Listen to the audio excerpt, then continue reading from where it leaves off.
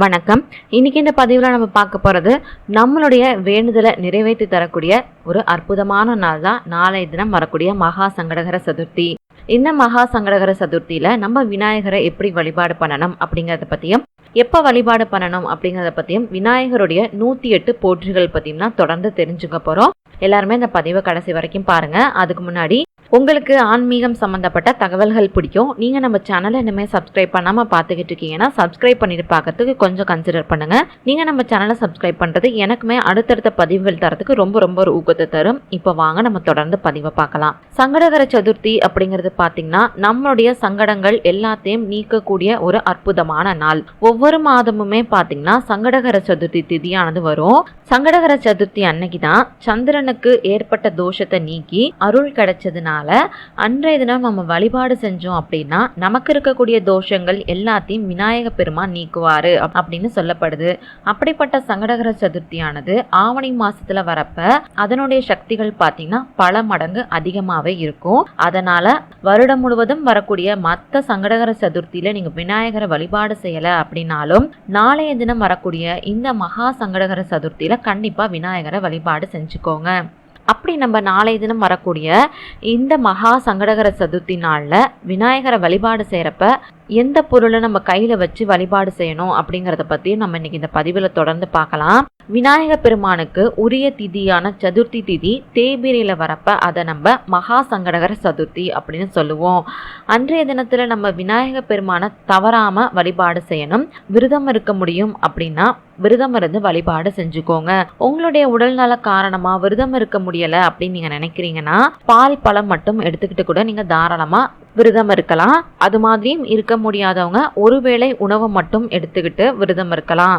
இப்படி நம்ம விநாயக பெருமானை வழிபாடு செய்யறப்ப விநாயக பெருமானுக்கு அருகம்புல் மாலை வாங்கி கொடுத்து வழிபாடு செய்யறது ரொம்ப நல்லது.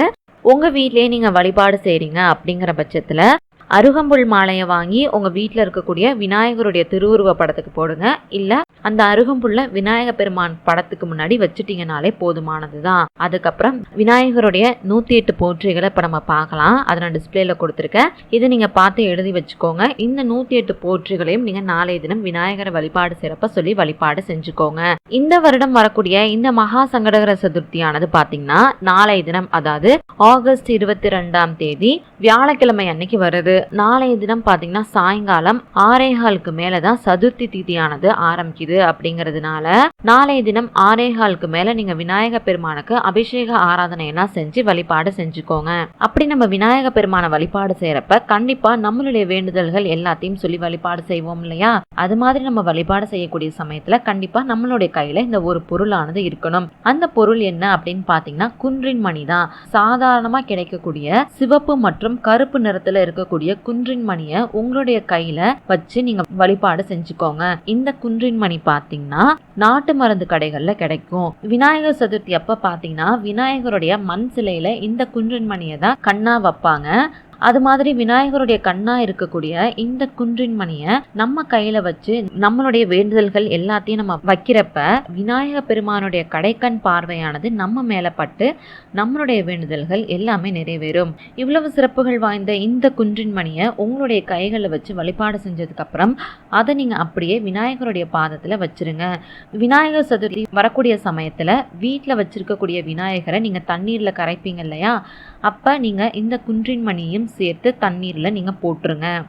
இந்த வழிபாடு பார்த்தீங்கன்னா ரொம்ப ஒரு எளிமையான வழிபாடு தான் இல்லையா? எல்லாருமே இந்த வழிபாடை செஞ்சு நல்ல பலன்களை பெற பாருங்க.